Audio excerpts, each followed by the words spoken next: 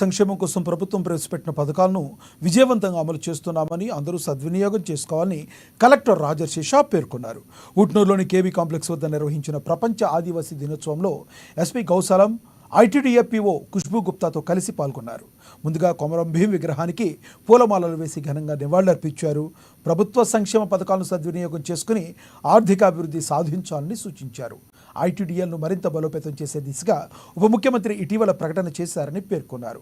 ఆదివాసీలు ఎదుర్కొంటున్న సమస్యలను పరిష్కరించేందుకు పూర్తి చర్యలు తీసుకుంటున్నట్లు తెలిపారు.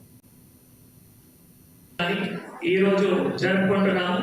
వాటికి ముఖ్య ఉద్దేశం అంటే ఆదివాసీ చాలా డైవర్సిటీ ఉంది. ఒక కమ్యూనిటీ మాత్రమే కాదు, చాలా కమ్యూనిటీస్ ఉన్నాయి. వాళ్ళ డైవర్సిటీ ఉంటుంది, వాళ్ళ సాంప్రదాయం, వాళ్ళ సంస్కృతి, వాళ్ళ భాష ప్రతి ఒక్కరికి తెలవాలి.